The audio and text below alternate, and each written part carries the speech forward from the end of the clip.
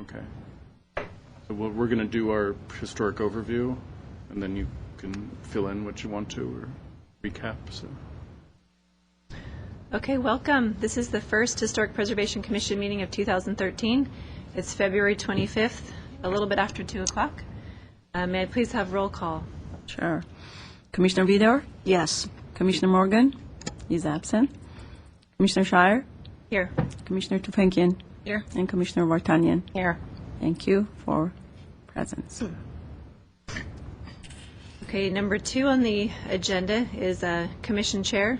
It's a vote to determine the new Commission Chair for 2013, as well as the Vice Chair, who serve a term of 1 calendar year. Do we have any nominations? Yeah. I'd like to nominate Desiree Shire to take the position of chair. And I'll second that. Thank you. Is there nomination for Vice? Yes, I'd like to nominate Lorna Vartanian to take the position of vice chair. And I'll second that. Okay. Roll call will be Commissioner Vidor? Yes. And Commissioner Tufankian? Yes. Commissioner Vartanian? Yes. Okay. The chairperson will be Madam Chair Shire. Yes. Thank you. For Smooth transition of power. Nice. You like it. We'll continue as is. Item 3 on the agenda regarding the posting of the agenda. This agenda was posted on Tuesday, February 19th, or on or before Tuesday, February 19th, on the bulletin board outside of City Hall. Item 4, the approval of the minutes, and this was from the special meeting we had December 6th, 2012. Are there any comments or corrections on the meeting minutes? I don't have any. Okay. Is there a motion for approval of the minutes? I'll make the motion. Second? Roll Okay. call. Commissioner Vartanian? Yes. Commissioner Vidor? Yes. Commissioner Tufankian? Yes. Madam Chair Shire? Yes. Thank you. Vote 4-0. Thank you. Item number 5, there are no oral communications related to non-agenda topics, so we'll skip to number 6. Are there any comments from commissioners? No. No, not today. Quiet meeting. Okay, then we'll start with the true meat of the agenda, old business. Consideration of commissioner-generated proposals for future discussions regarding HPC policies and goals. And we haven't had any new topics proposed for a while. The most recent discussion was about the historic district fees, which we kind of kicked back to staff to kind of talk about 2 issues. One, whether we should do this, and then how would we do that in terms of the annual assessments or the annual changes to the city's fee structure for all sorts of permits and applications. And I have to confess we haven't done much on that account since the end of last year. So we have it still as an ongoing topic item, and this one will obviously be more active than the other 2 topics that we have on the ongoing list, which we're kind of just waiting to see what happens. But we'll definitely kind of talk about this more in-house and then come back to you guys. Okay. Thank you. Then we move to item number 8, new business. 8A is 1753 Hillcrest Avenue. It's a Glendale Register nomination and a Mills Act contract application. And Christina Park's going to be presenting. Great. Good afternoon, members of the Commission. Got to make sure I'm close enough to the microphone. I know I've had issues with a soft voice in the past. So first today is a nomination for a Spanish colonial revival house in the Brockmont district. Sorry, the Brockmont neighborhood.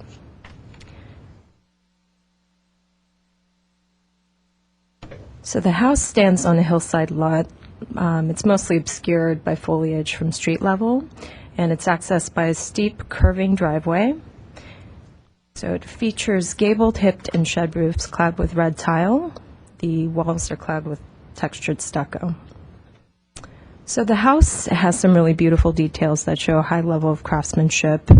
including an original arched wooden door, wrought iron light fixtures, railings, and grills throughout. The veranda is covered by a shed roof, supported by squared stucco posts and heavy wooden beams with hand-carved scalping for kind of a rustic effect. The textured stucco is an interesting feature of this house. It features troweling detail, including swirls, curlicues, and even like a heart-shaped impression, which I'm sure you all notice. It's right next to the front door. So it's unknown. We weren't able to determine whether the troweling is original, but it does kind of add an interesting look to the house that you don't see in Spanish colonials throughout Glendale. So the windows are mostly wood divided light casements in varying sizes, plus some round accent windows and a large recessed arch-headed picture window at the front facade. And you see some of this Malibu tile detail, which is not original. It was added by the current owners, but it's beautiful nonetheless. And this wrought iron railing and grill and scroll work detail kind of add a dramatic flair to the house, including this Juliet balcony or balconette. And some of the windows have sort of just a simple crosshatch wrought iron grill, and this pair of French doors at the side features a full height grill that's sort of unusual. Never seen that one before, so it provides security as well as some visual interest. So in terms of the home's historic integrity, most of the features are intact.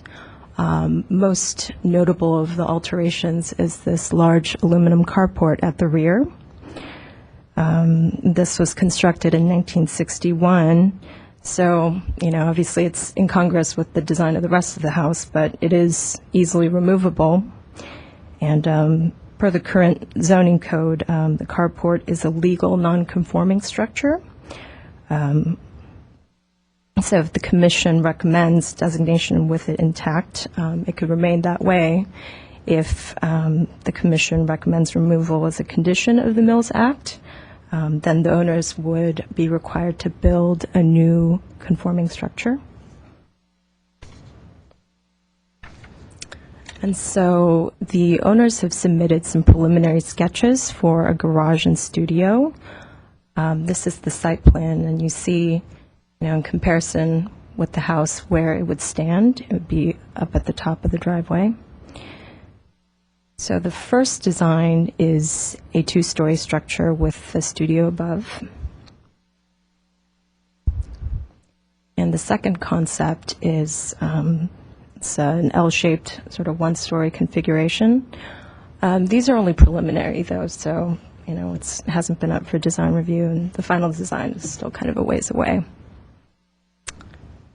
So based on a thorough review of the nomination as well as a site visit, staff concludes that 1753 Hillcrest appears to meet criterion 3 of the eligibility criteria for listing on the Glendale Register.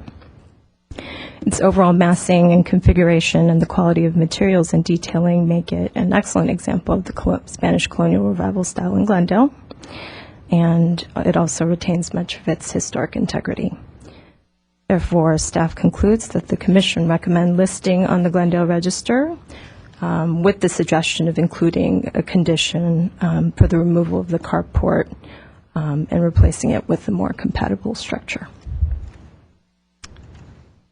If I could just quickly add, the reason we asked the applicants to discuss the concept of a new garage was just so that the Commission could understand that if you were to ask that the carport be removed, you can now determine whether you're comfortable with the idea of a freestanding detached garage on the site, probably in the location they're proposing, but at this point, even that's not definite.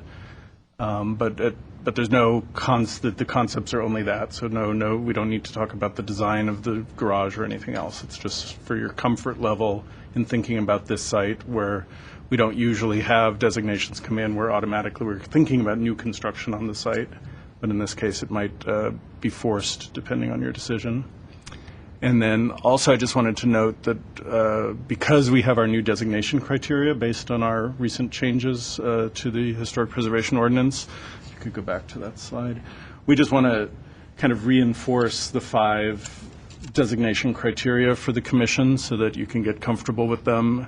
In the past, we used to have them as lettered criteria. Now they're numbered so that we can sort of recognize the difference over time. And as Christina mentioned, this house, at staff, we believe it meets the 3rd criteria, which is what we could just basically call the architecture criteria. The first criterion would be the significant events.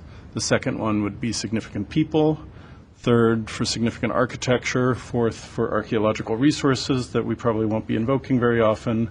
And then 5th is the one that we added to capture some of the more vernacular buildings that are part of the early heritage of the city but may not be architecturally distinctive to meet criterion 3. Okay. Okay. Thank you. Let's open the public hearing. We have a few speakers on this agenda item. First will be Cynthia and Jean-Pierre Duran. Good afternoon, committee members and staff. We have all met you individually, and I think, like we like to joke, we like to talk a lot about our house, and we have a great passion for it on why we arrived there. And we were searching for about 5 years for a house of this size and magnitude, and most of all, we loved the tradition and the history of a house like this. And that's our goal, is to keep a house like this in its original integrity and restore it to its original beauty. And when we got it, it was, you know, it was really, you know, it was in good shape, but we knew we had a lot to do, and we knew it would take phases of time. So we lovingly and kind of quickly got into shape because of our family situation. I was pregnant, and everything kind of went really fast. So we did a lot of remodeling. We did a lot of work that we explained to all of you, and we want to continue that effort. And we know that there's a lot of stages yet to go. So we wanted to express how much we thought the house was very unique in all the details that it presents. And I know you want to say a few things, too. Well, I just wanted to, you said it pretty much, but it's basically, you know, it's one of those situations where when you go and see a house, you know exactly the house is the right for you. In this case, it was just that. We went, we looked at it, we loved the details, we fell in love. There was a little bit of, there was some challenges, but we did not back away. Actually, we have them, we resolved them, and that we're still looking forward to keep preserving and restoring the beautiful details in this magnificent home, you know, our home, our house. Share your name for the record. My name is Jean-Pierre Durand. And I'm Cynthia Durand. And we thank you. Thank you very much for your time. The next speaker we have is Tim Gregory.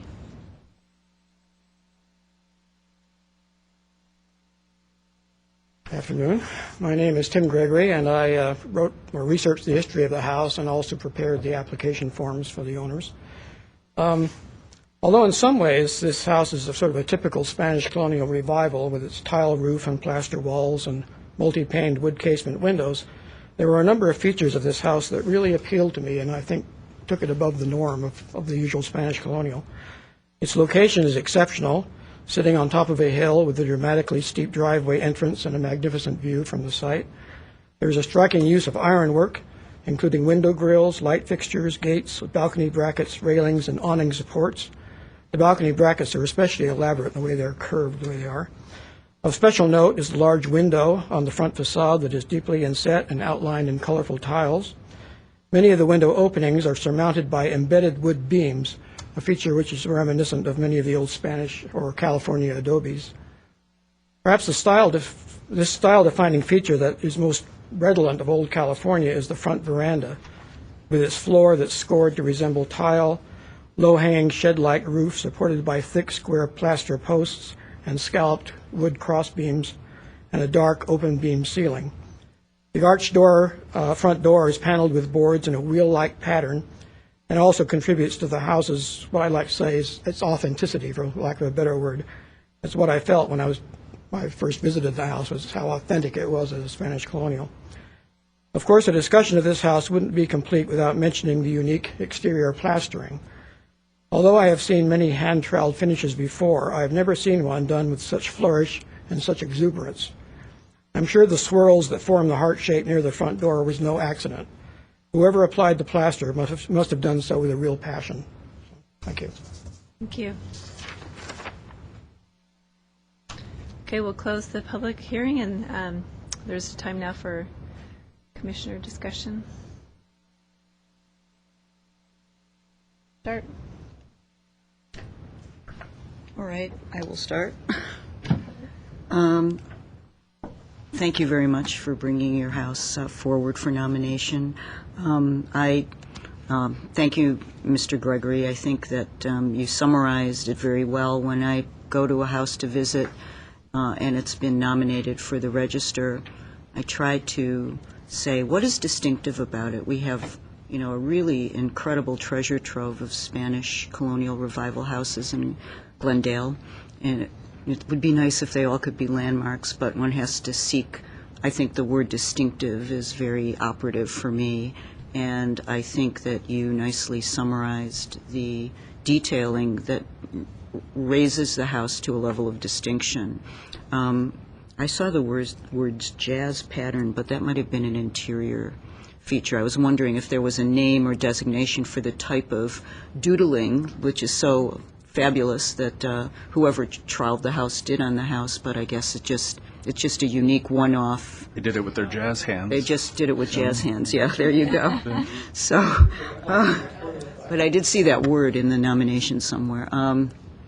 But anyway, I think that, as well as the incredible scroll work on the wrought iron and the amount of artistic detail applied to the cross beams, the scalloping, the scroll work on the balconies as well, and the window grates, as well as that very unusual grate, wrought iron grate that encompasses an entire French door, which I'd never seen before and was curious about what the practical use of that might be. Really set the house apart as something unique, as well as its siting on the hill and orientation. So I certainly do agree that it would be prudent, especially in light of the owner's desire to keep the house close to its original, or bring it back to its original, to do whatever work they need to do to remove that carport. And then, your ideas that you've put forward are very nice, and thank you for bringing them to this meeting. But whatever you do, to do it in a way that it least impacts the original look of the house. Obviously, if you're making a garage, it's going to change things, but to minimize the impact on the frontage or the elevations of the house when you do that. So I agree that the house should be listed on the register, and think that it meets the criteria of number 3. Yeah. Okay. Thank you for bringing forth your home. It was wonderful to walk through your home and have a tour, and it really showed that you have a real passion for your house. And it also was evident that you took the time to research and really restore the home to its original state with a keen eye for design. And I think you're making sure that the historic integrity of the house is kept. And I'm sure you'll do the same for the garage as well. So after walking up the driveway, I came upon this beautiful Spanish colonial revival home. And one of the first things that struck me was some of the distinctive characteristics of the house. For one, the stucco, and I think everybody pointed that out, which really is very unique to that house and puts it apart from other Spanish colonial homes. The wooden beams and their hand-carved scalloping were at the veranda were very characteristic of a home in that of that style, and also the veranda was defines early California style, so that was very unique. The ironworks were great, and it just was great to see that a lot of the house has been kept intact. The windows were still original, and if they had been restored, they had been restored to match what was there before. So I really thank you for all of that. And I also thank you for going through the preliminary process of putting together a design for us to see, and I think that's helpful. So thank you, and I will definitely be nominating the house. Thank you. Did you have any thoughts on the carport as far as your position on that? Yeah, I do believe that the carport needs to be, and I think the owners are also willing to do that, so I think it would be prudent to change it to a garage. So I think my colleagues all of the exemplary features, and there's not much more to add, except that I generally like to look at what the assessor has to say. And I noticed that the overall quality of the house was rated special, which was the highest rating on the assessor's report in 1927. So I think that, speaks to the quality of the materials. It was also noted that the house was built at a cost of $23,000, when most homes at the time, would have cost less than $10,000. So. Again, I think that speaks to the quality of the materials, which are obvious, but I think that just sort of reinforces the expense and the care that was taken in building this home. So are we going to talk about Mills Act now or later? Or yeah, okay. So I would agree, and I thank the owners for their drawings on the proposed structure. I think the aluminum carport should come down as part of the Mills Act. I did also notice at the front of the house, I think, or actually, could we go back? And I don't know if we'll be able to see on the veranda. I think at the far south end, there's some damage to the crossbeam. That's probably just, I don't know if it's, I don't think we can. It would be at the other end where it's coming off the house. Right near the lower left. So. Yeah, I don't know if it's just, termite or just over time. And then on the other side, the other entrance, when you first come up the driveway, Christina, I don't know if we have, I noticed that there was a beam there on the end that probably needs some work. So and where exactly is that? Breakfast nook, maybe? Oh, yeah, breakfast nook, thank you. Okay. Mm-hmm.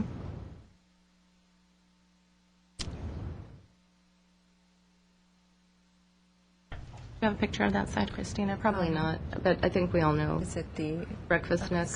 It's along the driveway. Yeah. We'll go back one second, I think. Yeah. It's just the drive. Well, okay, so, right, it would be just right when you get up the driveway here on, oh, is there one more Yeah, I back? think One more there's- back? Another one? One more? Oh. Yeah, you could see it. You know it well, okay, yeah, on that first column there. Come over one more with your pointer to the right, sorry. The very first one to the, yeah, right there. If you go up, that beam right there. Okay. Hmm?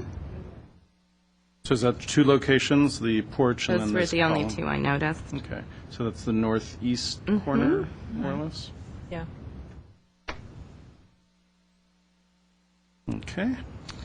And then I know the owners obviously have a very, a great vision for the home overall and the backyard, so I don't know if we want to have any discussion regarding the pool enclosure or anything in the backyard. Yeah, at this point, if you voted to recommend designation and city council approves it, that work would come either to, depending on the level of the work, if it meets the Secretary of the Interior standards, we do it at staff level. If we weren't sure, or if it definitely didn't, then we could bring it to the commission. But I don't think we want to I don't mean the garage. You mean, yeah, the pool? Like or maybe near the- that wall that surrounds the pool. Oh, the concrete And block I wall? don't know if anybody has any thoughts on that or any objections. Are you talking about if it's something we should consider putting in the Mills Act, meaning it need to potentially be upgraded or restored to fit the historic Right. significance of this home, then I think we should bring it up now because we can talk about if it should be in the Mills Act or not. If it's a longer, like you say, future. Yeah, the question I have, and perhaps if you want to reopen the hearing and ask the Durans, it could be part of a bigger project Yeah. that encompasses the whole backyard landscape and pool deck and everything else, where we'd want to look at it kind of comprehensively. That's fine. I'm okay with that. Okay. I'm okay with that. So thank you very much for bringing the house forward. Thank you for being such good custodians, as we know you will be. So I agree with my fellow commissioners. I think the house is really spectacular from the standpoint of the view and the privacy and the setting, and it's got some very unique features which they all talked about, especially the ironwork and really kind of the layout of the house. I definitely agree that the carport significantly takes away from the beauty of the home, and I would feel strongly that would need to go for me to, even consider it on the register and absolutely have it part of the Mills Act. As far as the design and location, obviously we'd probably get to see that at a later date, which is fine. The only other item that concerned me was the backyard outdoor kind of like patio or veranda there. There's an aluminum sliding window between two posts near the barbecue, and I think one of the shots, you can kind of see in this shot, but maybe go, if you can flip, there you go, right to the right. In my opinion, that definitely takes away from what that area is and should be, and it's not an original window, nor would there probably have been a window in an outdoor space like that. I'd like to see that as part of the Mills Act come out. I think it truly should just be open. It's an outdoor space, unless it was needed for some reason, then maybe look at something more as far as fitting with the home. The other thing that, again, might be kind of part of like the master plan of this home that, again, just didn't really fit the area to me was the concrete block, interlocking blocks kind of on the right or north side of the driveway, part of that terracing landscaping that, again, for consideration for future, if they have plans they may want to consider, stuccoing those or doing something a little more in keeping with the home, but that's not a make or break deal. I know it's getting into a little bit more landscaping and areas that we don't necessarily consider, but those are my overall thoughts. So for the stucco or the concrete wall next to the driveway, not a condition unless... Do you remember that? Did you guys see? They've done the wall along the driveway. It's really up to a few terraces, and it's, I don't know if we have any photos of that. Does it look like the wall in the upper left picture? Is it the retaining wall? No, it's The planters. yeah. It's like You guys have to come talk into the microphone I'll open the and public session again. reopen the hearings. Sure. I think the wall that you're referring to is just the planters right across the kitchen, Yes. right above. There's like two levels. Yes. When we got the house, there was half of a wall done, and then we had the problem because of the rain to start, taking all the dirt down. So we just finished the first and add the second one just to hold the dirt. But we do have some plans on eventually to get some of the landscape, take hopefully some of the texture that we see on the house. Obviously, we want to transfer some of that into a more beautiful detail just to hold all that section. So you plan to carry through the texture on the outside walls to We these other... have so many ideas that we want to use. I mean, we would definitely want to do. you're We're open. talking about all the way from there, including the hillside that sees also Robin Glen, for example. That's a whole hillside from our side as well that we want to embellish as well, because that's part of the home. Once that you're coming up, you still want to see that as part of the house. As part of the house. So we do have plans for that as well. Okay. And that's right along the garage and workspace that you had in the sketches, right? Correct. And before you get to Really that area. before you get to that area, like literally directly across from the kitchen or the breakfast nook. Yes. We have some sort of a landing. There's some stairs to go to a different section that which seems to be maybe they have like a vegetable garden before. We don't know much about that area. It's a very interesting intersection of all these different, build-up walls and bricks, and so it's a combination of different materials and so forth. So we're definitely going to take a look at that and make sure that everything falls into the style that we want, which is preserving the same style than the house. Well, thank you. Welcome. Okay, we'll close the public session.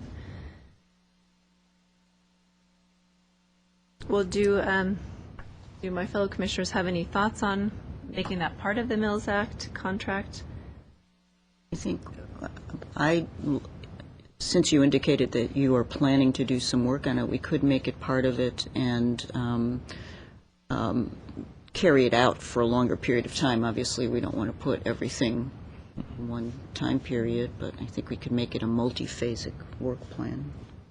One thought is, since there's the concrete block issue around the pool and kind of toward the front of the house, then there's this wall issue on the side of the house.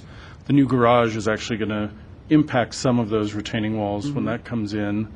Some of that work might naturally come with the garage, and then we could put it under the Mills Act.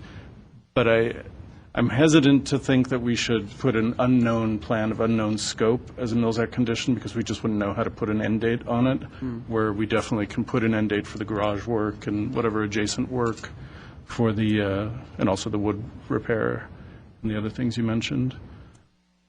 But we'll have the notes in the file that this is something the Commission's concerned about, and then we could either, like I said, it could be approved at staff or by the Commission. Okay, that's fair. Actually, I also forgot that the homeowners have provided a restoration list, I think, which is sort of what they're planning on doing. It's quite comprehensive. And I think what we're talking about, replacing the aluminum carport with a period-correct structure, as we know, they already have on their list, updating the aluminum exterior window at the pool side, so that's already there.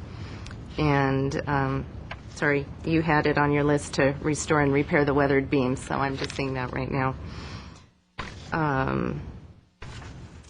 So I guess if we just sort of keep that on a general work list. And maybe those three elements that you mentioned would be part of the Mills Act, and the other we just know. Yeah, They're doing their it's own sort work. of, right. Everyone feels comfortable with that. I think so. So how does it work?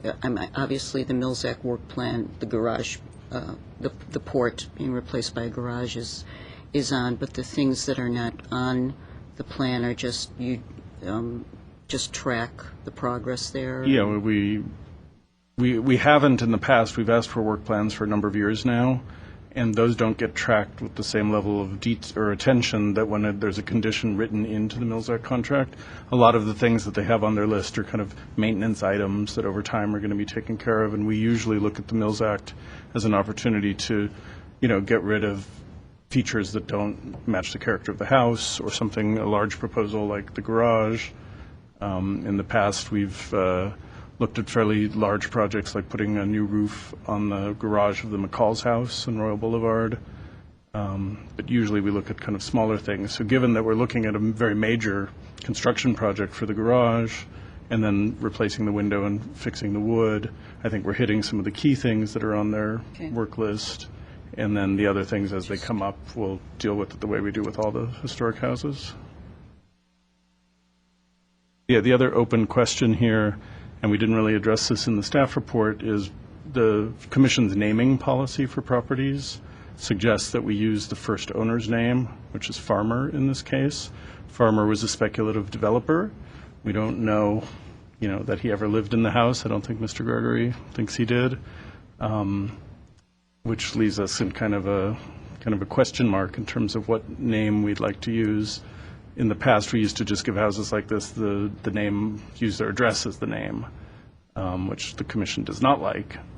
So you can entertain the idea of calling it the Farmer House. We don't have a list of other names of, the next owner, and the more we pull away from the time of construction, if there's no one significant associated with it, the harder it is to justify. But if you're comfortable with the Farmer House, that would be the Commission policy. So did we say at one point in time that, or did you possibly suggest at one point in time that if we didn't have a good name, that we would use the address? I think that was the fallback on the list. I didn't bring the policy down here. No one has their commissioner handbook. It should be. The big one? Yeah, that big heavy book. So we could also leave it open and then make a determination before the city council hearing with direction from the commission to see if there was a name that was somehow more appropriate than farmer. We could go with that if there was an owner who bought it within the first year or so. I'm embarrassed to say I can't remember what the naming policy specifies. I know that we wanted address to be last resort. Yeah. But I wondered if we had a provision for, for lack of a better word, whimsical names, descriptive names that don't relate back to the first owner. Yeah, Where there would be a character-defining feature that would be used. I mean, some houses on the Hard register have names. Stucco Hard House. No, yeah, right, the Hard House, yeah, or the Jazz Hands House. I mean, no, I'm not suggesting that, but, some name that might be appropriate or trace back to something in history that you might have uncovered that resonates with the owners. I don't know. The City of Los Angeles does that to bad effect, I think. They allow owners to kind of just make up a name, and so everything is such and such villa and whatever to fancify it. We've been very careful to only use historic house names when we know they were given to the house, or if we don't know they were there from the beginning, like with Oak Knoll, the house on Kenneth, the old colonial revival house. Homeland. We had enough research going back to, Homeland I think was original, but Oak Knoll we had, or Cedar Knoll or Cedar Knoll? Cedar Knoll. Yeah, Cedar Yeah. Knoll. We had a reference to it from the 1950s, so at that point we could say for decades it had been called that. See, McCall's So, house is McCall's another house. example. So I'm kind of hesitant to do that just based on features, but the commission is the one that sets the policy, but it's not in our current policy. We start with the first owner. If the first owner wasn't significant, but we have someone of significance, especially if the house meets the significant person or event criterion, then we could pull a name from that. In this case, it seems Farmer's the best that we have, unless, we do a little more research and find something else. I agree. Yes, disagree. Farmer House. So should we include that in our motion? Yeah, that's, Well, as the three elements. That's good. And then when it goes to city council, I always include that in the resolution, so the name is kind of memorialized in that official designation. So. Now, I have a question for you, because we haven't typically had properties come forward, like you say, with a substantial, something to add or to fix within the Mills Act. I mean, as a brand-new structure. Do you review that with the owners to make sure they understand how restrictive the Mills Act is and the penalties therein if it doesn't happen? That we should go down this route, or that the new garage should be done and then come back for historic register? That depends on your level of comfort, but I think in the past what we've done is work with the applicant here at the hearing, and the commission may say it may be 2 years or 3 years. We generally extend the length depending on the complexity and cost of the project. So if you came up with a figure or a date that you thought was realistic as a commission, and we could double check with the Durans and see if they're okay with that, I think that would be a fair way to go. And then if something happened and things changed, they could come back to the commission and ask for an extension. Okay. Is there a motion? Oh, sorry. Tim? Could I just add, if we have just an escape clause, mostly I guess for staff's benefit in the Mills Act, that all this work has to be able to meet code, because neither this commission nor any other commission could require something which requires a variance. Yeah. I mean, Jay said that he had checked out, he and Christina had checked out the garage, and that does seem to be. Yeah, we met with the zoning planner who was comfortable, and the lot is big enough that we could solve this problem one way or the other. And I know that you're not going to do that here, but you did, the topic of retaining walls did come up, and that's a very complex set of regulations too, so. Yeah, the new. You just also, it's good to have it as a standard is Yeah, kind of, but by the time this Mills Act contract is signed in December, we're going to hopefully have City Council review and hopeful approval of the new Mills Act language, which has a new clause specifically saying that work is to be done with permits and zoning has been checked, and that work that doesn't require a permit is still checked with staff. So I think we're covered, and the new contract will be stronger than the old one for that. Okay, that's good thought. Thank you for your input.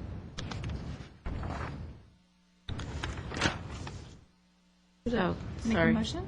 Oh, I'd be happy to make a motion. I just wanted to make sure I understood clearly that we're saying that if we're making the removal of the current aluminum garage or carport part of the Mills Act, but if they were to run into issues with a potential variance somewhere down the line, they could potentially be left with nothing? Well, like Tim said, we can't put them in a position where they have to seek a variance. But based on our review of the site, and for those of you who saw it, it's a big site, and if the variance issue is about setbacks from the lot lines, we can easily meet that, by not tucking it right in the back corner, but pulling it forward a bit. With retaining walls, we can either leave what's there if there was a problem, or, get code compliant retaining walls. So I'm fairly comfortable that, we'll be aware of that, but we shouldn't have any issues. Okay. Let me find my motion. I'll make sure I'm on the right place. Jay kindly writes these motions out for us.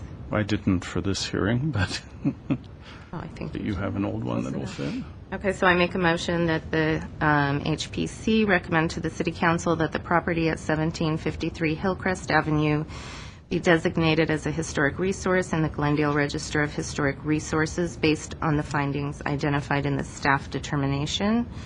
I also move that the HPC recommend that the City Council authorize the city manager to enter into a Mills Act contract with the property owners for property tax savings with the requisite that they do the work that we specified, and do I need to name it? Yeah, if you want, I can read that in, or you can. Please go ahead. Okay, we have three conditions: remove carport and construct code compliant garage on the property, repair damaged wood at least two locations, one at the front porch and one at the column at the northeast corner of the property. And the third condition is to remove the aluminum window from the rear patio and either leave that as an open space or fill it with appropriate window infill. And the name. Oh, and that And the then name we of the need a home will date. be Farmer House. Right, and then the commission also needs to determine a time frame for the Mills Act. We usually use December 31st of whatever year, and in this case, I would recommend 2 or 3 years, and you can check with the Durans to see if they're comfortable with that. Two? Two. Three. I would say three, yeah. I would say Peace. three. Just to make sure. Because that's a big project. Right? Okay, so with 3 years. Yeah, so to- three seems reasonable for the size of the project. So. Right. Is there a second? I second. Roll call, please. Sure. Commissioner Vartanian? Yes. Commissioner Tufenkian? Yes. Commissioner Vidor? Yes. Madam Chair Shire? Yes. Thank you. Voted. Motion to pass 4-0. Thanks. Thank you. Congratulations. Thank you. Congratulations. Okay, next on the agenda, 8B, 1471 Royal Boulevard. We have another Glendale Register nomination and a Mills Act contract application. Staff? Okay, I will take care of this one.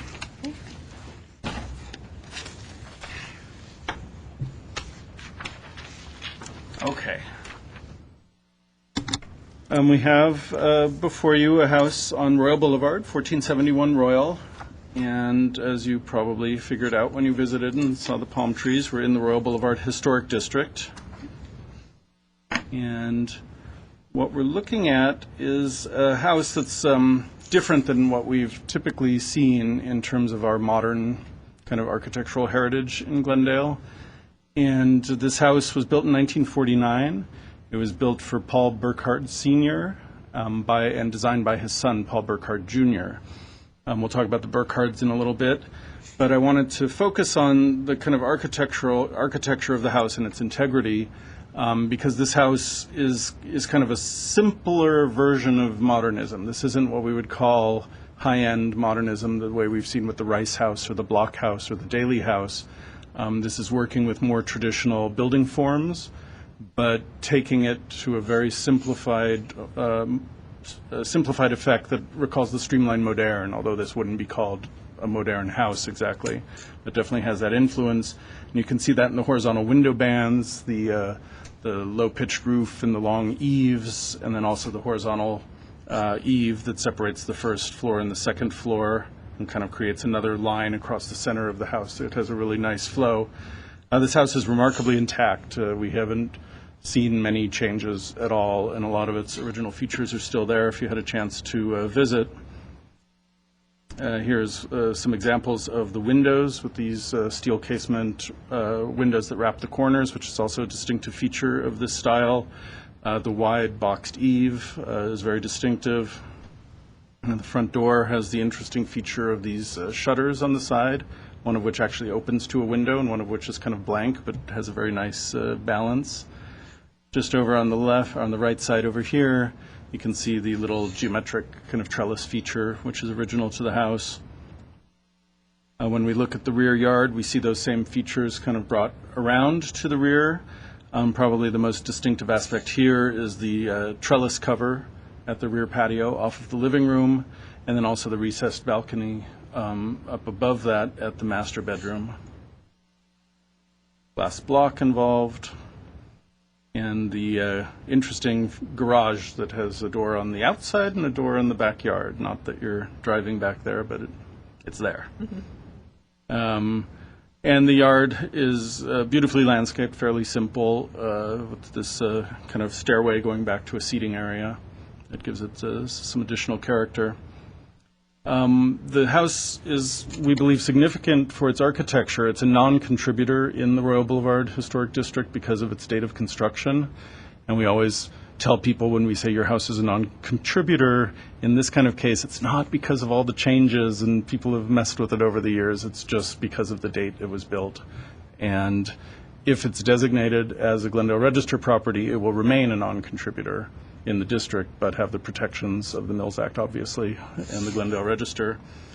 The Burkhardts are actually of interest, and staff felt that there was enough of a case there to kind of make the significance finding for criterion 2, as well as the architecture criterion for 3. In some ways, we've often said that just because someone was on city council doesn't mean their house is going to be Glendale Register eligible. But Paul Burkhardt Sr. seemed to be involved at so many different levels in the kind of civic involvement in the city and beyond, at the national level even. He was a home builder who had enough of a reputation to be called to the Senate for hearings at some point. He was one of the founders of Valley Federal Bank, which was a Glendale-based institution that Casey Stengel was involved with. In some ways, this nomination reminds me of the Wellman House and also the Daley House, where we have people of some significance. They're not super well known, but when you start looking at their activities and the work that they did, they really seem like they were very focused on making Glendale a better place, or bringing a bank to the city that helped probably with home loans and different things that helped with the development of the city over the years. His son, Paul Burkhardt Jr., is an architect that it's kind of funny that as we're planning our walking tour for this coming May, we were looking at some sites that we wanted to add to the tour just with mention. And if you guys are familiar with the Old English Cleaners over on Wilson, just to the east of Glendale, it turns out Paul Burkhardt Jr. also did that building that we just randomly found the other day. So we think, based on the architecture and also for Burkhardt Sr.'s contribution to the city, that it's eligible under 2 criteria, which we have here, criterion 2 and criterion 3. Great. Okay, we've got two speakers on this address as well. The first is Jay Butler.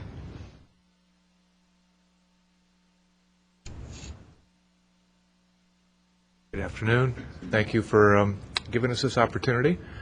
Briefly, I met with a few of you over the weekend and explained a little bit of our history and background and how we came upon this house, but I'll just go over it again real quickly. We actually we bought a home in Glendale back in 1972. We bought a little home over on Elmer Darrell Avenue, right below Brand Park. And we lived there until 1997, and I went up to join my brother. He has a small mechanical contracting business in Northern California. So a 10-year visit to kind of help him out has now turned into 16.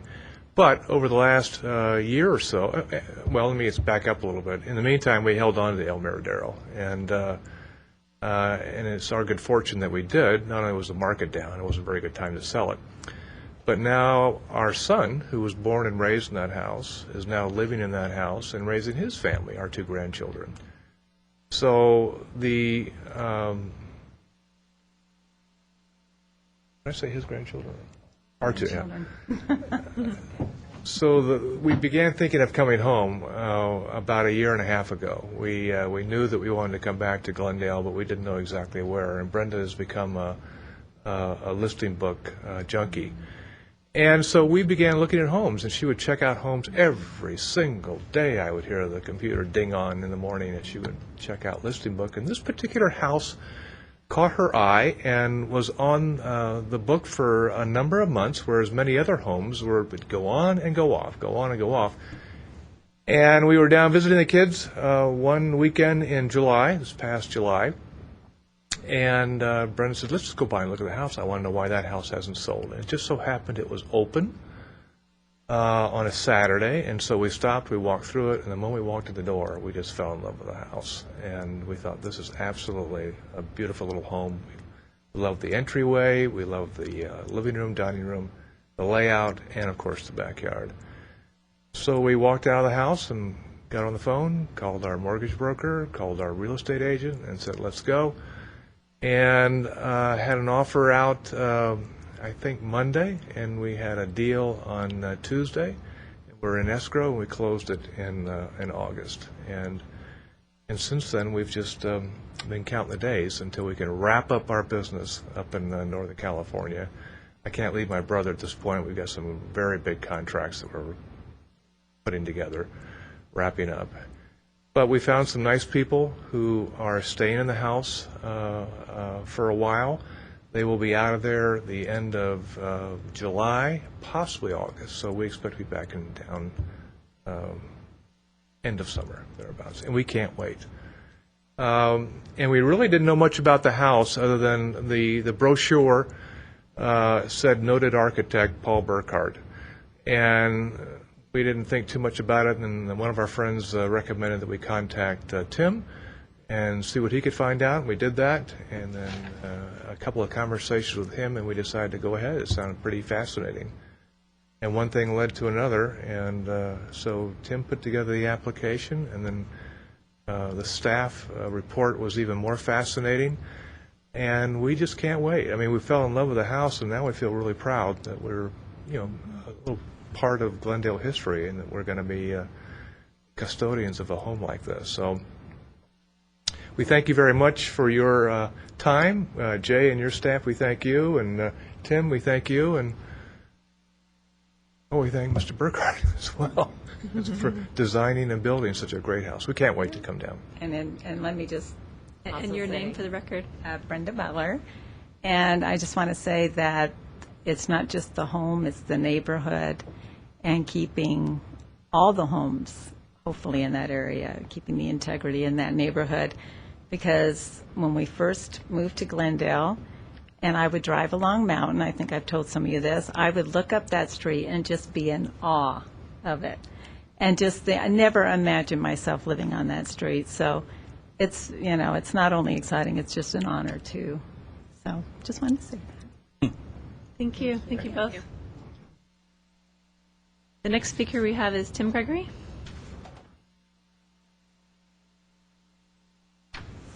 Hello again. I played the same role with this client as I did with the other, that I wrote the history and also prepared the application documents. I'm really glad Jay cleared up that point about why the house wasn't in included in the district, because I just couldn't imagine why not, but I can see now if it's based on date, then it's okay. A close inspection of the exterior reveals a number of really subtle architectural features, small setbacks and projections that relieve what might otherwise have been called a stucco box, wraparound corner windows, finely wrought trellis work over the rear porches, off the living room and off the master bedroom, and the larger trellis across the entire front, and of course the glass brick window at the rear, and a solid front door with shutters on both sides.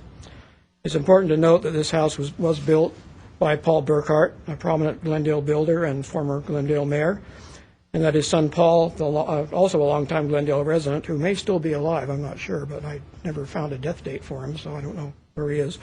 And he, in all probability, was the architect. The senior Mr. Burkhart built it as his own home, and undoubtedly as an example of what he could build for his clients. Because of that, it would represent all the latest design concepts and construction materials and techniques that would have been available in 1949. Although I know the interior is not considered in an historical designation, it does embody what I think was the builder's intent, which was to create a blended modern and traditional house that represented the tastes of the time. In my opinion, it turned out to be a really good example of a custom-designed post-war residential development in Glendale. Okay. Thank you. Close the public hearing. Any comments or discussion among the commissioners?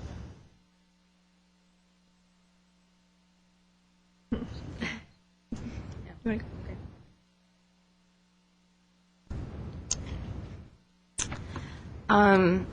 Well, I'd like to thank the owners for bringing forward this home for our review. I have to agree with everything that's been said. I find this house to be a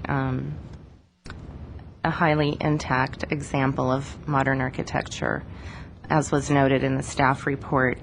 Again, just some of the elements, the absence or minimal use of decoration, the strong linear qualities of the home, the smooth stucco finish, which is common to Glendale, the overhanging boxed eaves, which are all intact, the steel casement windows, the corner windows, which really are beautifully placed, and actually from the inside of the home really give that indoor-outdoor feel, which was, what was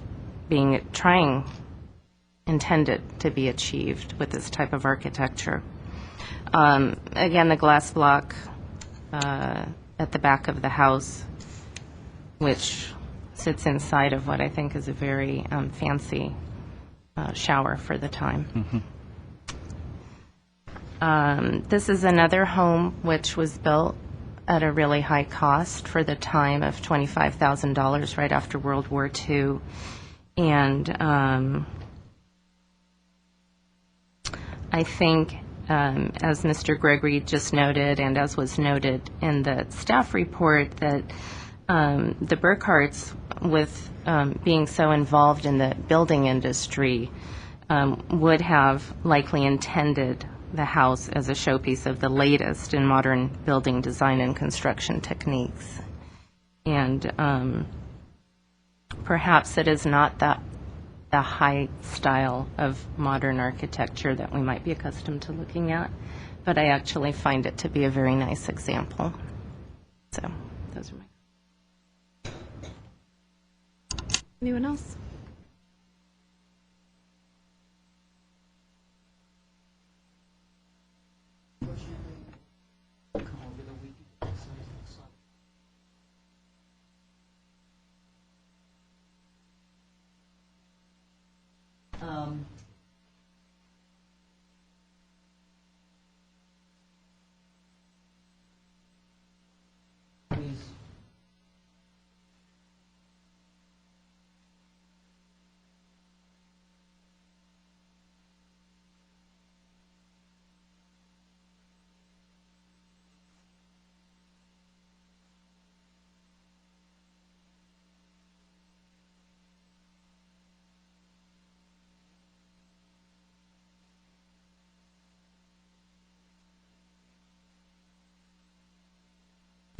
Oh, I'm not speaking to anybody, I guess. I'm sorry.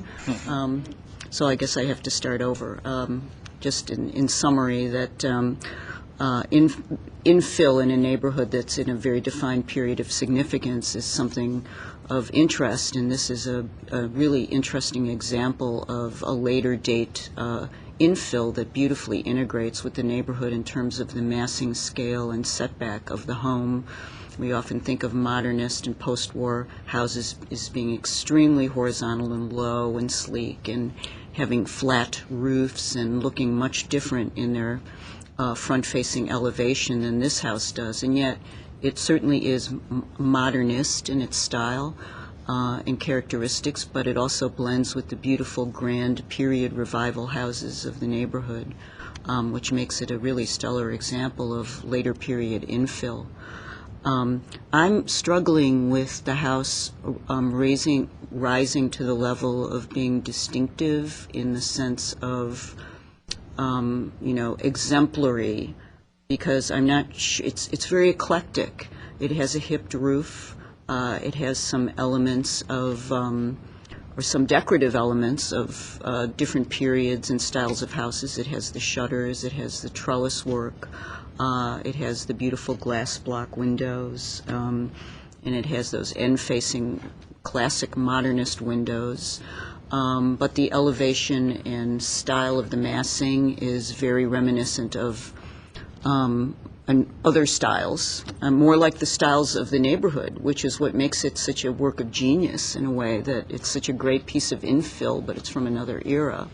So I'm struggling with how I would define this house as a landmark, distinctive and exemplary of a certain style. I'm still thinking about it, but I haven't reached the point at which I can say that this house meets the definition by our own definition of a house that rises to the level of landmark. Now we also have the issue of the Burkharts and Mr. Burkhart and his relevance to the story of Glendale, so that weighs in as well. So I'm just conveying what my thoughts are initially and hoping that further discussion will lead me to an answer.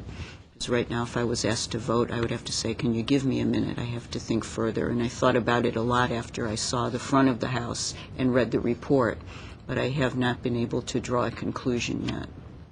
And then I'm sure the commission remembers that you only need one criteria to meet. That's right. To vote. That's right. So. I understand that. Well, Mr. and Mrs. Butler, thank you for bringing forth your home. Again, it was wonderful to walk through your home, and it has many unique, modern, mid-century, kind of, I don't want to say ranch, but a little bit ranch characteristics.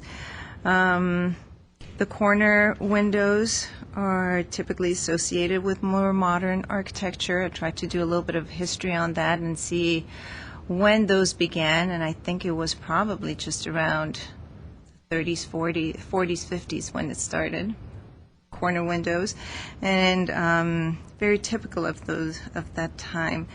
The horizontal lines, on the front of the home, combined with the non-decorated and solid door, are modernist elements, and I think Mr. Burkhart really achieved those sensibilities.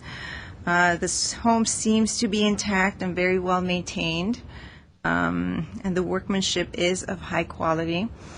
One thing that slightly bothered me, which I would maybe want to have changed, and I think we kind of discussed it, having the air conditioning maybe removed from the roof.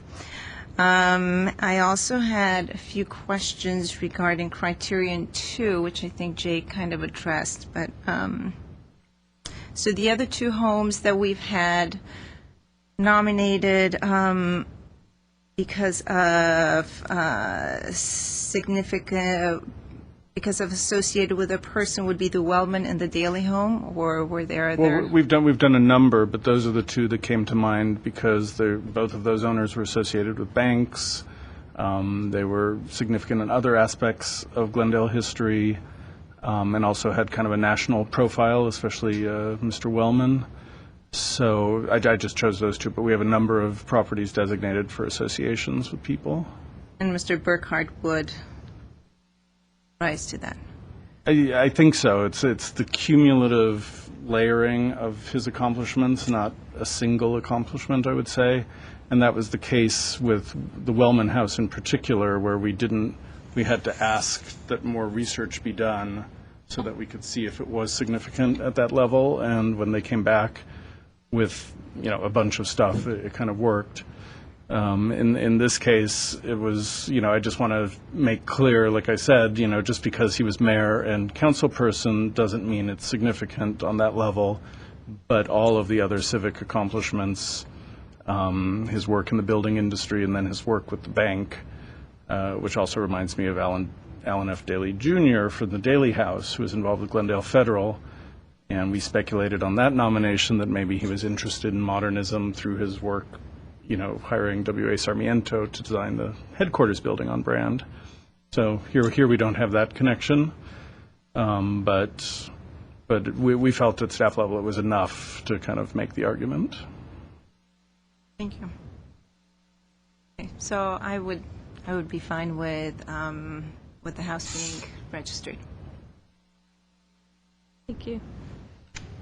Thank you again to the owners for bringing this forward and for your enthusiasm about the neighborhood and the property and your love to maintain it and restore it. I agree with many of the other commissioners' comments, so I won't go over all those, but I had a couple things that I also felt like should be incorporated into the Mills Act should we agree to put on the register. And one would be also, either some screening of the kind of unsightly HVAC system on the roof, or removal of or relocation of, if that's possible.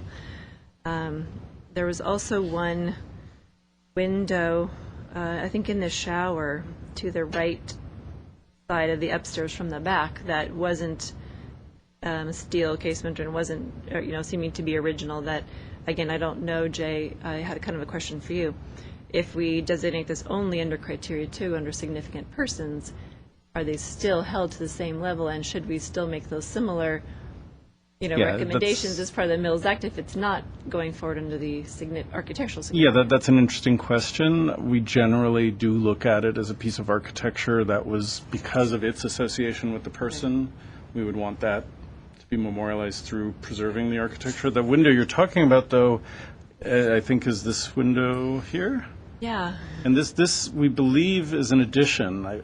We know there was an addition made for a bathroom that incorporated part of a deck.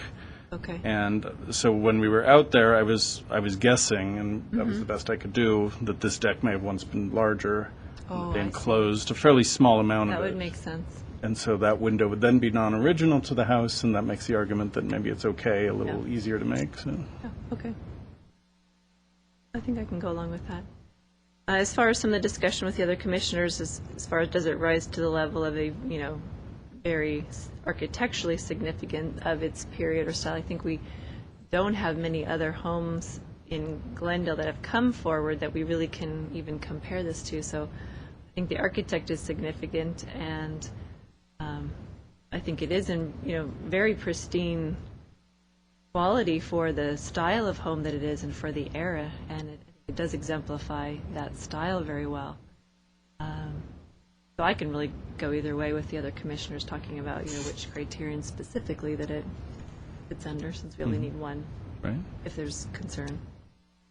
If I can just, in turn, just to help with your thinking about the air conditioner, we haven't done the permit history research on this, but rooftop air conditioners are prohibited in R1 zones. So this is likely a non-conforming legal use. And I'd have to check. I think adding a screen to the roof would not, the only time it would have to meet code is if they decided to remove it and then put a new unit up on the roof or relocate it. So if you did ask for it to be removed, that could open up some issues in terms of where would the new air conditioner go and how would that affect ducting and all of that. Screening it, I think we could write a permit to just attach a screen to the roof to shield it from view.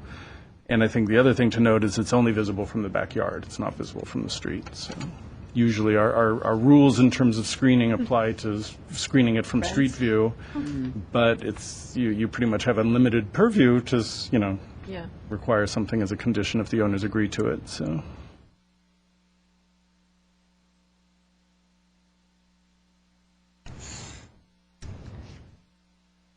Are there any other thoughts as far as criterion 1 or 2 or Mills Act criteria? Is your No, I mean, we can certainly designate it on both criteria. Of course, yeah.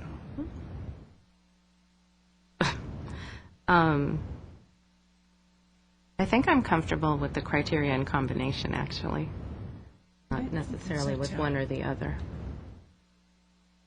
Yeah, so someone can make a motion with the Mills Act condition recommendation. Oh, I'm sorry. Are we moving forward with the condition to take down the air? Was that your condition? I think that's for discussion. I think at minimum it should either be, like if you're saying we shouldn't say we should remove it because, or you need to do further plan check history to know if it was. Sorry? Did you say something about you needed to see if this was even permitted? No. or Well, we could do that. Appropriate? We just haven't checked into its permit history. Maybe we just say Unless it's in the generally report. that the HVAC system be more minimized in its appearance, whether it's painting, screening, removing. At least, Jay, then it gives you the flexibility with what the code says.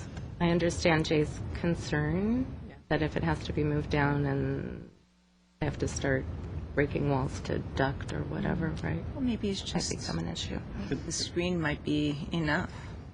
Yeah, if you're interested in screening it from the backyard view, we could do that. What we generally recommend, sometimes screening, in my opinion, becomes as obtrusive as the equipment you're trying to screen. This house doesn't lend itself to a lot of big ideas for how to screen it.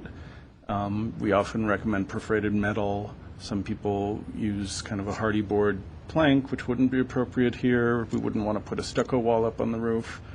Looking at, Tim Gregory's did the permit research, and he found that there was a permit for work on the HVAC system in 1972. Looking at this, it looks older than a lot of stuff we look at. It may come up as its own issue when the butlers have to replace it, and then we'll just have to figure out what to do, whether they can, because they probably will not be able to keep it up on the roof. So.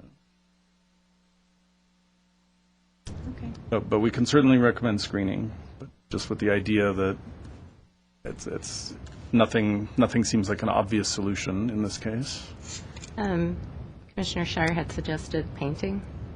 I mean, is that doable if it were painted to match Sure, the yeah. roof? No, I mean, I painting things out personally- into kind of Paint gray currently is tones. coming off of it, Okay. so it could be painted. Yeah, and If is it kind of if reddish? needs- It looked rusted to me, but I'm not sure if it's rust or paint. Looks like a bit of both, but I didn't go up on the Yeah, roof. in this case, I think if we found a color that was similar to the asphalt shingles and would just kind of help it Kind of blend away. minimize. Maybe we say minimize the Minimize visibility. visual impact by Yeah. painting an appropriate color. That would help.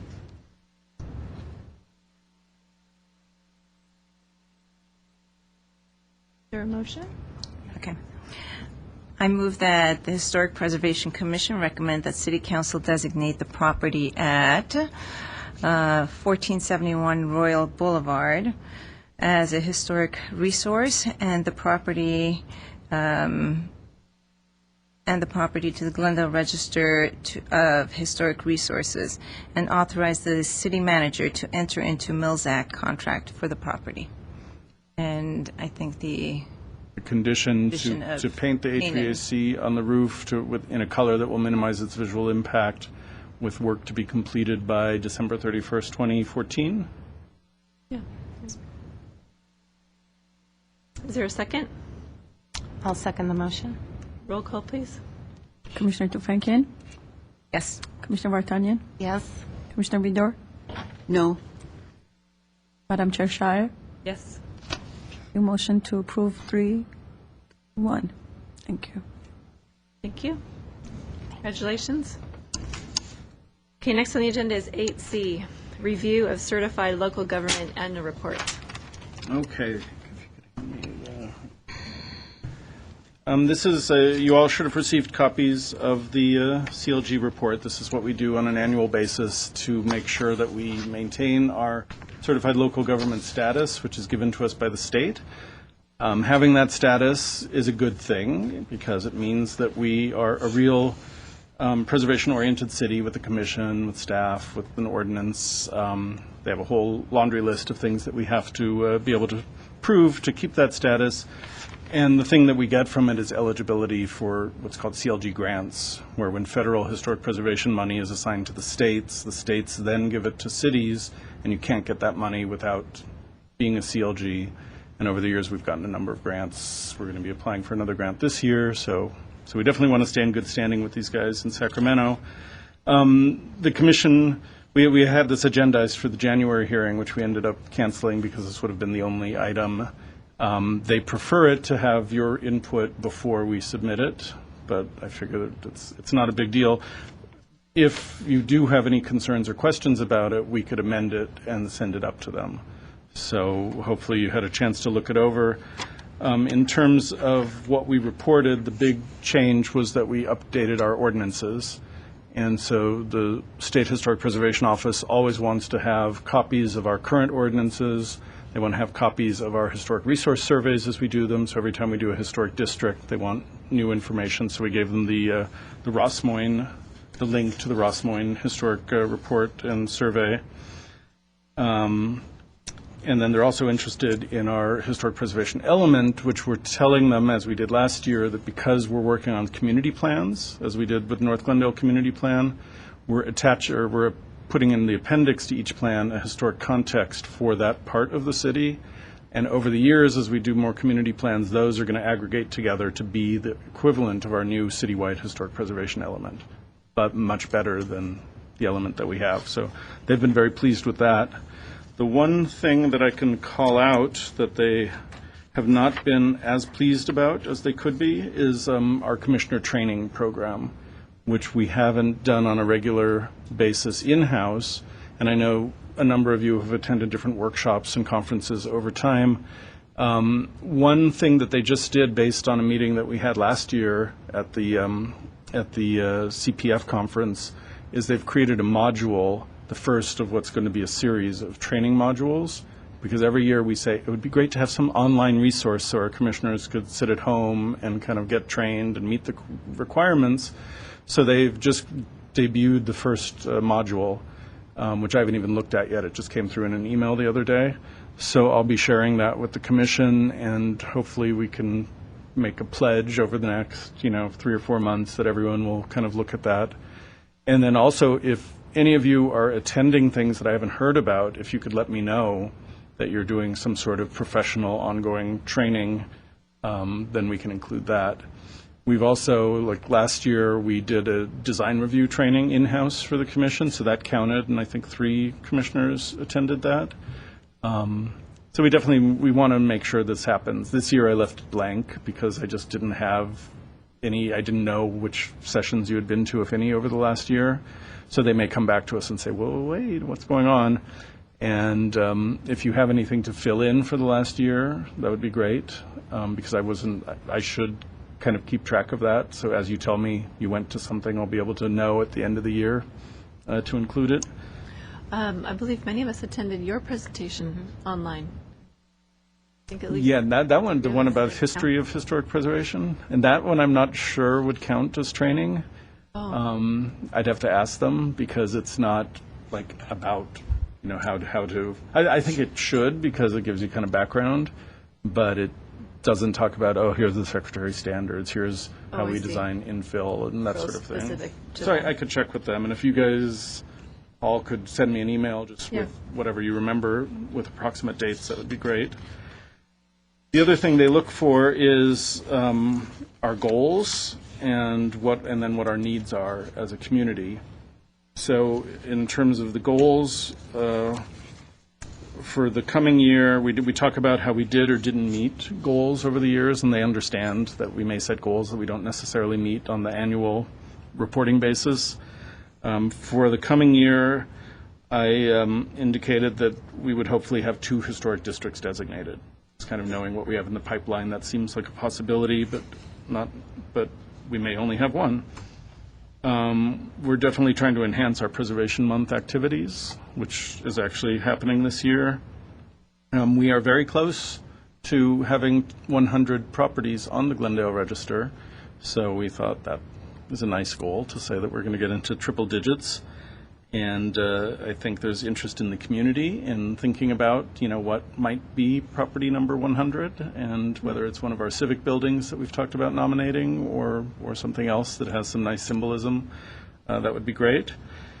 We still haven't gotten council approval of the Mills Act changes, so I expect that to happen hopefully in spring toward early summer, depending on how things go with the election and when we're going to start hearing items like that. Are you saying those haven't gone to council? Yes. council yet? Yeah, all of your recommendations are sitting ready to go. Waiting to be agendized. The issue there was we came up with an idea in terms of the reporting, where we're asking people for the ongoing 5-year photos and other reports. We started thinking, is there a way maybe we can backtrack to make that apply to existing contract holders, which opens up kind of other legal issues. We may decide not to just pursue that right now and just get the changes made for future contracts. The plan is that all of the properties that you're hearing for Glendale Register and Mills Act, starting with this hearing for the rest of the year, will theoretically be under the new Mills Act requirements. So we're telling the owners to be prepared for that because there's some additional costs, but we'll expect that to be done we'll set a time period depending on when we go to council and because we don't sign the contracts generally till December of each year.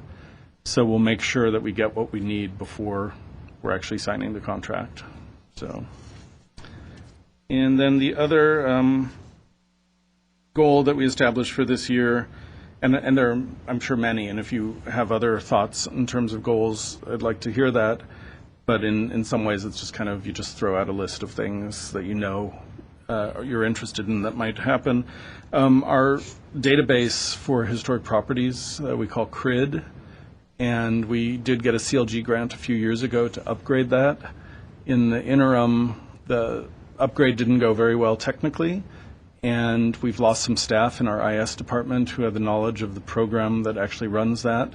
So we've been, very preliminarily talking about what to do with that, and we may move on to a different kind of database system.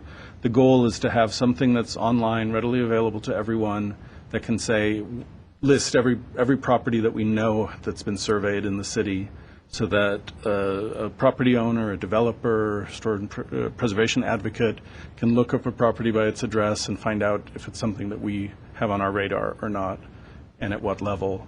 And that would help with people understanding what level of environmental review might have to happen. So CRID is currently online, and it's working to some degree. It doesn't have everything we want to have in it, and this is I put it on this year's goal list, but I can't promise that anything's going to be resolved that quickly, especially if we move to a new system.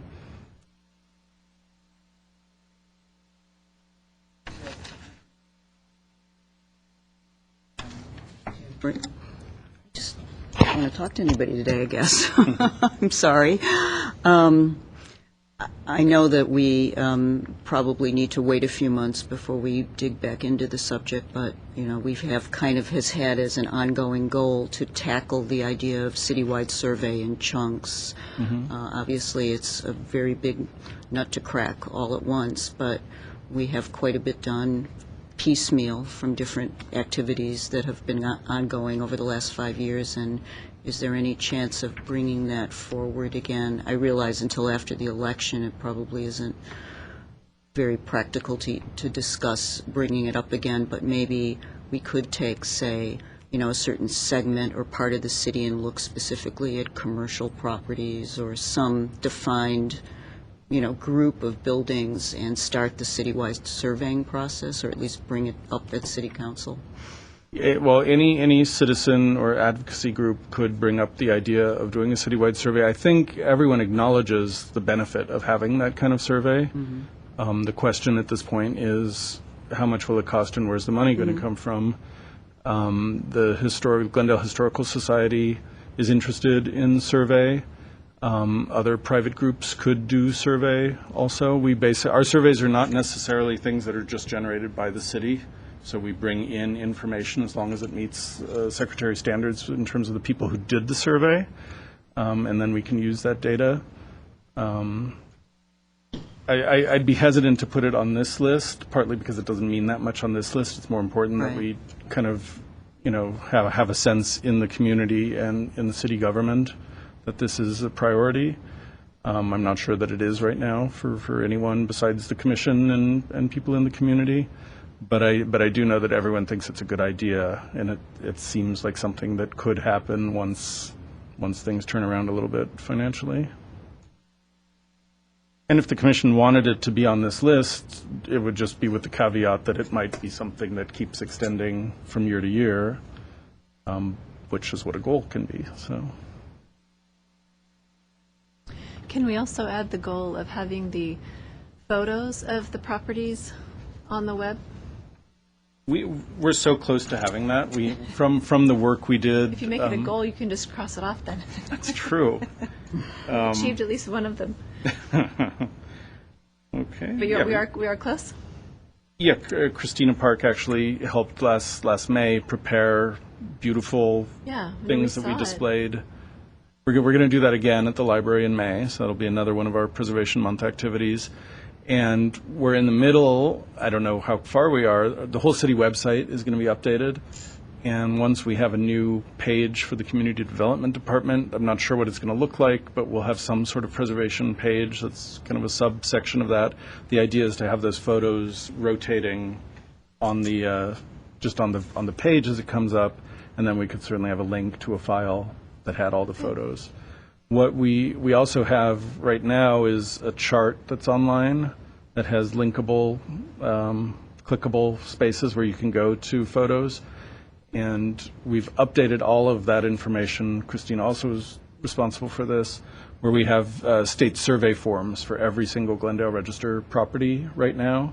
So the idea is to put that into that chart format that we already have.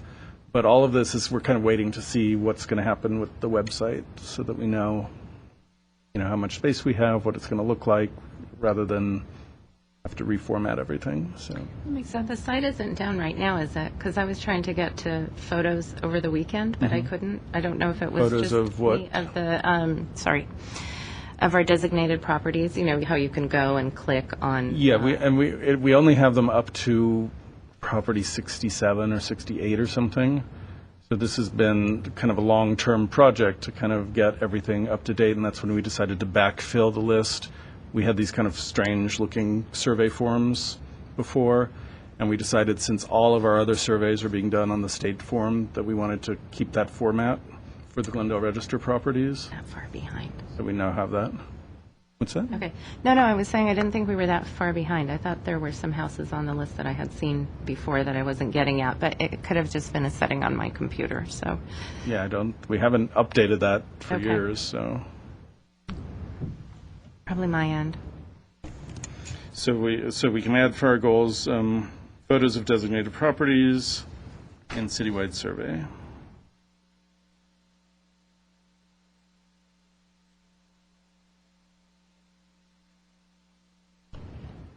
Okay, and then for next year, this is the reporting periods from October through September, and then the reports are due, I guess, January 31st of each year. So next fall, we'll try to start working on this earlier so that the commission can look at it before we actually submit it. So, One question, Jay. Going back to the training, are some of the California Preservation Foundation things that have been done in the past still online? Are they archivable and retrievable if you want to? I think for a fee they are. Are? Yeah. Okay. There are a few that are free. Some are available to members, and the city is a member. So if you find one that you want to look at, I can give you our membership, because you qualify for that. Okay. Next on the agenda, 9A, a briefing on the RFP issued for the YMCA residential project on South Kenwood Street. Right, and this is just a quick update. I'm sure all of you are familiar with the YMCA down the street here at Wilson and Louise. It consists of the historic Spanish colonial building that is actually designated on the Glendale Register and, I think, National Register? I think. Yes. I'm pretty sure. And then there's also the concrete brutalist gym building that is not part of the designation. The YMCA is interested in community development and low-income housing projects, just as a concept for the organization as a whole. The Glendale Y in particular has identified a site on Kenwood, which is adjacent to the parcel, kind of just to the east of the concrete gym building, that the Y actually owns. They recently increased a little bit of their parking area on a vacant part of the site, but there are two residential buildings, one fourplex and one small apartment building, a little two-story apartment building that are on the site.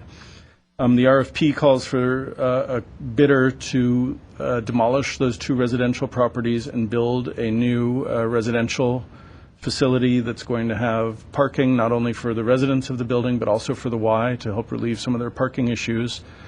And built into the RFP is a provision that the proposal is going to come to the Historic Preservation Commission at whatever time this would be, because it's kind of sandwiched between the historic YMCA building and the post office building. It doesn't touch either building. It kind of is a little bit far away, but we want to make sure that the Preservation Commission is comfortable with a proposal on the site that is going to be near two of our Glendale Register, National Register properties. In terms of the two residential buildings, we've already looked at those buildings. The small apartment building is not of much historic interest. The fourplex is a more interesting typology because it reflects some of the earliest multifamily housing in Glendale. We did an in-house survey of the Civic Center area, kind of starting before we made the change to our ordinance. So we were looking at the neighborhood to see what we had in terms of multifamily residential within the relatively small Civic Center boundary. And we found a number of historic multifamily properties. We found a couple of fourplexes that were of architectural interest, greater than the property that's on the site. And we basically were able, based on that survey, to say that we didn't think that these were Glendale Register or National Register eligible sites and that there wouldn't be any impacts under CEQA. We're also making very clear that the developers understand the provisions of our demolition review ordinance, so that even if the city has said that, if members of the community disagree and find that there's significance that we either haven't recognized or disagree about, they're able to come forward and make a finding or submit a report saying that they think that one or both of these properties is significant. So we don't know what that would happen, but if that would happen. But at this point, we just want the bidders to understand that there are older properties on the site. The city doesn't think they're historic resources under CEQA, but there could be, some conflict of opinion there. They're not in CRID. What's that? They're not listed in CRID. They actually are because, they would be if CRID had been updated with all of the information.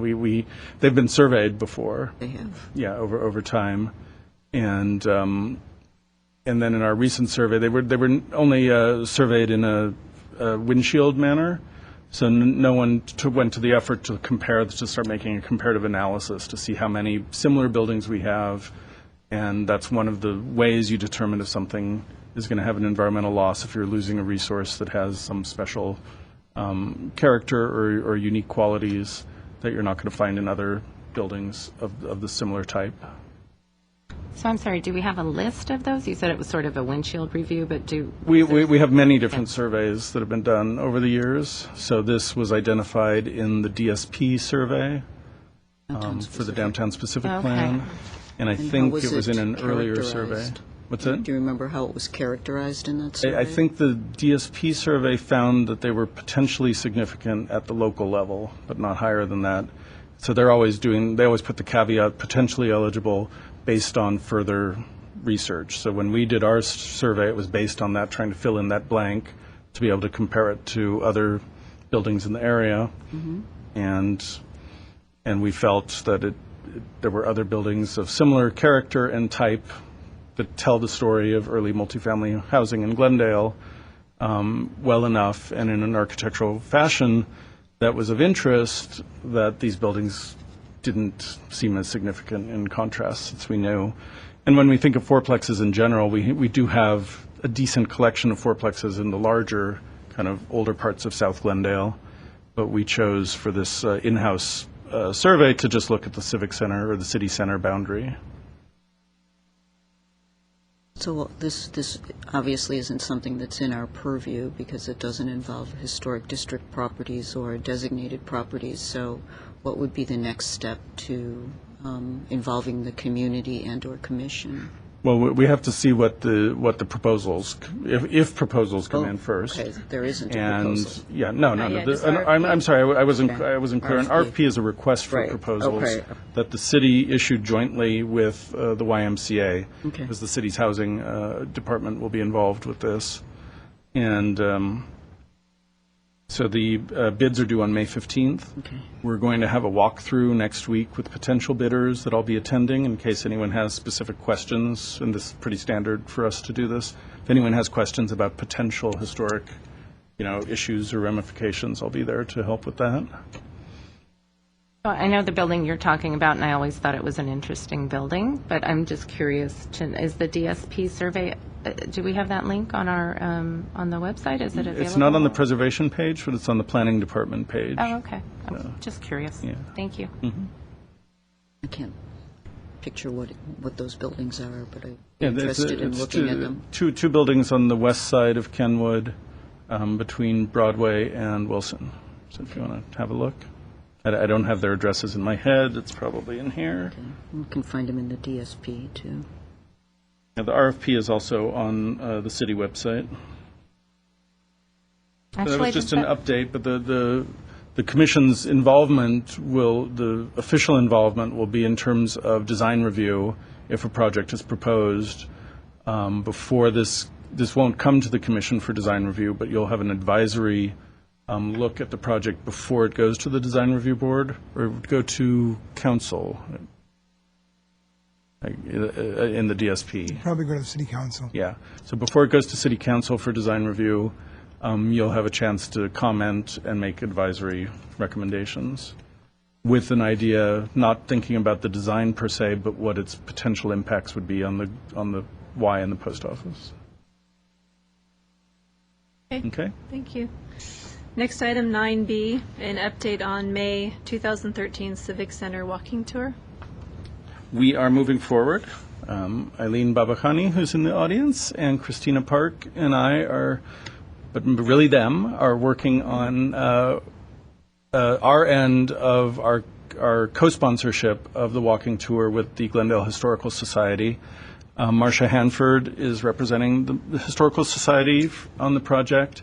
They had a meeting over the weekend where determining that their best date would be May 11th, which is a Saturday, from 10 a.m. to 2 p.m., which is good because I was told in-house that we couldn't do it on the 18th because that is a Glendale Clean and Beautiful cleanup day, so we don't want to draw people away from an activity like that.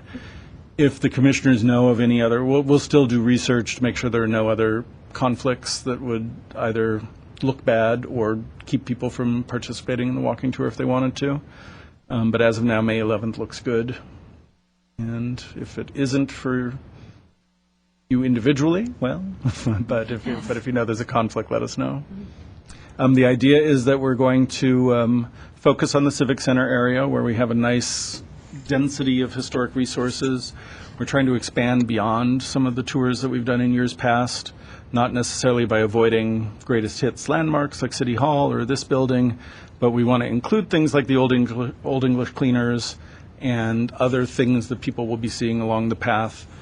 We haven't finalized the route, but we hope to do that next week and kind of go on a walking tour ourselves to see about how long it would take, how much we can realistically cover. And then we'll start preparing the brochure and working with our our in-house community outreach, as well as the Historical Society's outreach and mailing list, to try to draw the broadest audience possible. And this will be the first time, I'm not sure if the Commission knows, that the Urban Design Studio from the Planning Department has merged with the community outreach arm of the Neighborhood Services Division. So we're all part of community development still, but we're all in the same office now. So for upcoming historic preservation events, we'll have kind of some extra people to help us get the word out and make sure people know what we're doing and they can join us. Great. In addition to that, the Historical Society has asked if I could be present, and I don't know if there's an idea that they want to expand this beyond that, for a historic district workshop, kind of a how to nominate a historic district. So I've agreed to that, and that will be in May also. And then we'll also have the display. We've reserved the display cabinets at the Central Library for all the photos and things that we've done before. And we'll have updates. So. Great. Okay. Okay, thank you. And the last item. And we'll try to get you guys involved too. So maybe by next time we meet, we'll have a better sense of how you can help. So. Okay. And the last item, 9C, an update on Brand Library Rehabilitation Project. The second to last item, only because I'm going to add a new one. I'll just mention right now, I left the commissioners the brochure for the California Preservation Foundation conference, which is being held in Orange County. It's 3 days, the first 3 days of May. And if you could participate even for one day and go on a tour or attend some of the workshops, that would certainly count toward our CLG training. And it's usually pretty fun. So that's that. And then I just wanted to share something that unfortunately I wasn't able to personally participate in at the Brand Library. But we got kind of an urgent email. Oh my God, we found a hidden door in the Brand Mansion. What is this hidden door? So if you look at this plan, these are the front steps. This is the porch in front. This is the entry parlor with the fireplace. And it's the room to the right. And the reason that this hidden door was discovered was because the contractors had found that the walls of the rooms had all been lined with muslin, which is a very common it's something that you would put on plaster walls at some point after the building was built because the plaster starts cracking. So you would apply muslin fabric to the walls to kind of hide the cracks and paint over it. So it's a common treatment that we knew wasn't original to the house, so we were okay with them removing it.